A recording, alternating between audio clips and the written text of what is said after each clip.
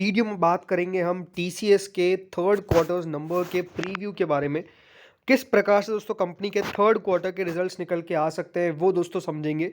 सबसे पहले दोस्तों टीसीएस पे अगर हम बात करें तो टीसीएस ने फ्राइडे के सेशन में 3211 पर क्लोजिंग दी है। ऑलमोस्ट 3% की गिरावट टीसीएस में दर्ज हुई है।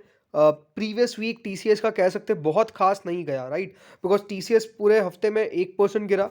फ्राइडे के सेशन में 3% का फॉल आया और प्रीवियस ईयर भी अगर आप देखेंगे तो इसका कुछ खास अच्छा नहीं गया है, राइट। 20% शेयर आपको गिरता हुआ नजर आया। एंड इस प्रकार से दोस्तों अगर टीसीएस गिरता है तो अपने आप में काफ़ी कॉन्फिडेंस लूज हो जाता है आईटी कंपनीज पे। एंड अनडाउटेडली आईटीज ने बहुत अंडर परफॉर्म किया है प्रीवियस ईयर, बट इस ईयर के लिए डेफिनेटली टोन सेट करेंगे दोस्तों टीसीएस के थर्ड क्वार्टर के नंबर्स जो कल मार्केट्स में आने वाले हैं। तो इसके ऊपर सबसे पहले हम बात कर लेते हैं कि कैसे नंबर्स कल पेश कर सकती है कंपनी।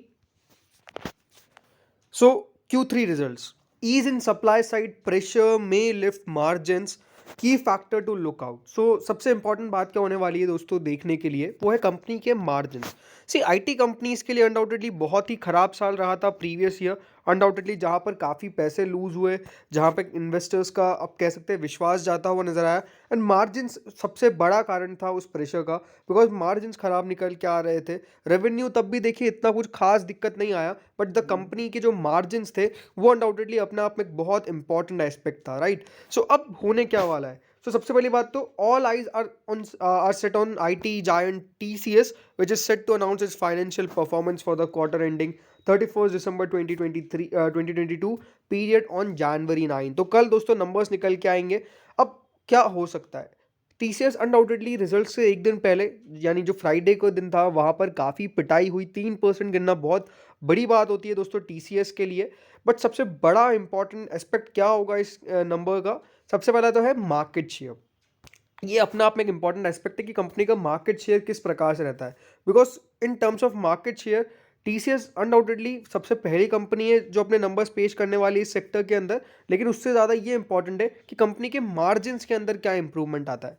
सप्लाई साइड पे क्या अभी भी दिक्कत है, क्या जो लगातार कंपनी एक वीक परफॉर्मेंस आप कह सकते हैं जो अंडर परफॉर्म कर रही है, क्या उससे ऊपर उठ सकती है, ये सबसे इंपॉर्टेंट फैक्टर होने वाला है कल देखने का।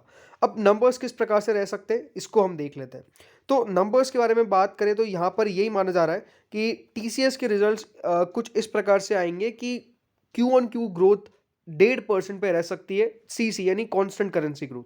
जो कांस्टेंट करेंसी ग्रोथ है कंपनी की दोस्तों वो करीबन 1.5% पर आ सकती है for the quarter ended to be aided by continued deal execution. लगातार कंपनी ने दोस्तों डील करी है, उसका एग्जीक्यूशन के कारण ही जो कंपनी की कांस्टेंट करेंसी ग्रोथ है वो 1.5% पर रह सकती है, इसकी उम्मीद है। और अगर आगे देखिए तो यही माना जा रहा है कि जो कंपनी का ओवरऑल ग्रोथ है वो ओवरऑल कंसर्न इस पे रहेगा कि क्या कंपनी लगातार जो एनर्जी कंस्ट्रेंट्स आ रहे हैं, जो यूरोपियन रीजन के अंदर दिक्कत है, जो मैक्रो इकोनॉमिक कंसर्न्स है, क्या उससे ऊपर उठ पाती है। डॉलर ग्रोथ की बात करें तो डॉलर ग्रोथ 1.2% पे रह सकता है जो क्यू ऑन क्यू रहेगा 30 बेसिस पॉइंट के आसपास। कंपनी के रुपी रेवेन्यू ग्रोथ नजर डाले तो वो करीबन 3.5% रह सकता है क्यू ऑन क्यू, जो रुपी का डिप्रिसिएशन आया है उसके कारण। उसके अलावा मार्जिन्स की बात करें तो 20 basis point Q on Q रह सकते हैं, लेकिन अभी भी सप्लाई साइड पे दिक्कतें हैं, लेकिन ईज ऑफ होता हुआ नजर आएगा। ये अपने आप पे एक इंपॉर्टेंट फैक्टर है कंपनी के नंबर्स के लिए। और अगर हम आगे यहाँ पर नजर डालें कंपनी का रेवेन्यू दोस्तों, आईसीआईसीआई डायरेक्ट ये कहता है कि करीबन 57,221 करोड़ 57,221 करोड़ पर आ सकता है Q3 FY23 के अंदर, जिसमें करीबन 17.1% Q on Q and 3.5% Q on Q company growth दिखा सकती है। यानी ये जो नंबर्स है वो अपसाइड आ सकते हैं। कंपनी का earning before interest tax and depreciation करीबन 12% पे, यानी कि जो कंपनी का इबिटा है वो 12% पे रह सकता है। 3.7% क्यू ऑन क्यू बढ़ सकता है करीबन 15,049 करोड़ पे। तो ये है कि यहाँ पर भी ग्रोथ आ सकती है। यही अगर कंपनी के प्रॉफिट के बारे में बात करें, पीएटी के बारे में बात करें तो करीबन 10,723 करोड़ पे कंपनी का मुनाफा आ सकता है, जो 9.8% क्यू वाई वाई बढ़ेगा और 2.8% क्यू ऑन क्यू बढ़ेगा।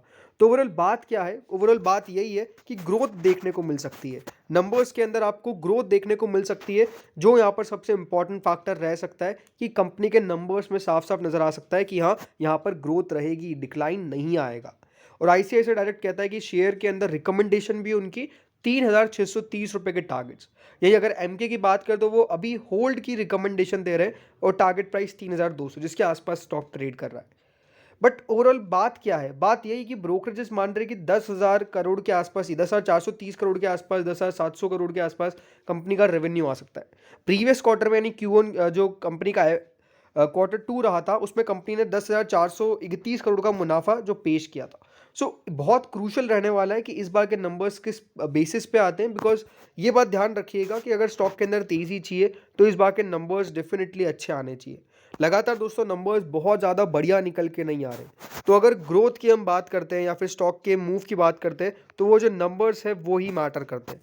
अगर कंपनी के नंबर्स के अंदर ग्रोथ आती है then it's well and good, but अगर ग्रोथ नहीं आती है तो फिर अगेन स्टॉक के अंदर गिरावट जो है वो बढ़ने के पूरे पूरे चांसेस है। तो ये बात बेहद क्रूशल होने वाली है। अब डिविडेंड के बारे में बात करते हैं। सो टीसीएस ने अपने रिजल्ट्स के साथ साथ ये बता दिया था कि कंपनी जो है वो एक थर्ड इंटरिम डिविडेंड की पेशकश करने वाली है फॉर FY23 ऑन जनवरी 9 यानी कल, और 17 जनवरी याद रखिएगा रिकॉर्ड डेट भी है उसकी। अब यही है कि कंपनी ने ओवरऑल डिविडेंड जो है वो बांट रखा है काफ़ी अच्छा खासा। 8 रुपये का पहला डिविडेंड दिया था, उसके बाद 8 रुपये का इस सेकंड इंटरिम डिविडेंड दिया था।